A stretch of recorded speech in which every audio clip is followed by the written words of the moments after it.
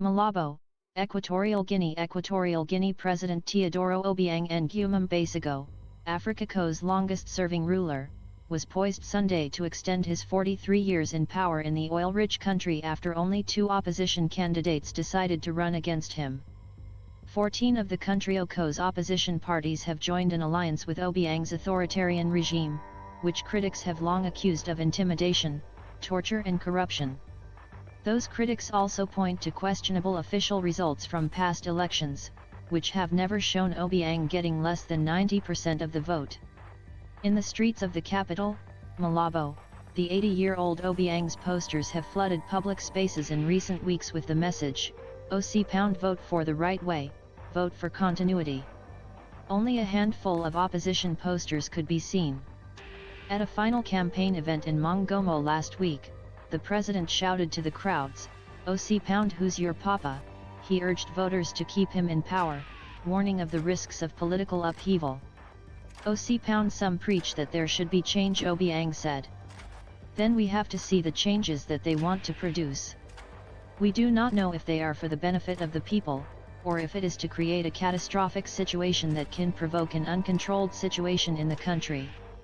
Despite its oil and gas riches, Equatorial Guinea has a dramatic gap between its privileged ruling class and much of the population, which lives mainly on subsistence farming.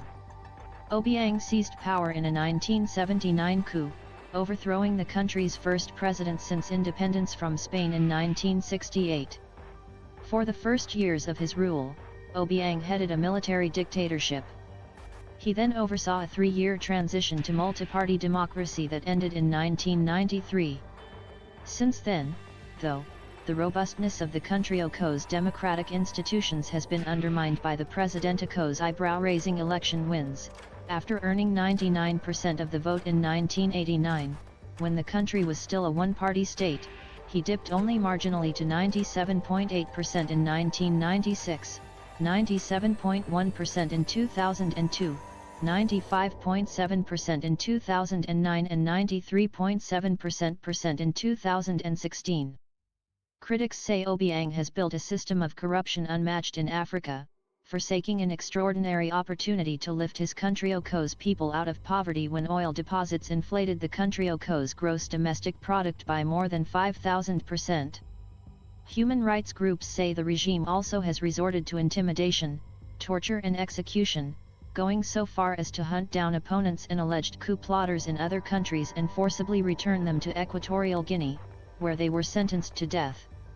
Obiang's son, Teodoro Nguema Obiang Mangui, known as Teodoro, has come to embody the regime's excesses, purchasing everything from logging firms to a rap label to Michael Jackson memorabilia, even as his father promoted him up the ranks to second vice president and observers speculated he was being groomed for succession. A French court last year upheld Teodoro's conviction for money laundering and embezzling millions of dollars in public money. The French court handed him a 3-year suspended sentence, fined him €30 million and ordered property in France worth tens of millions of euros seized.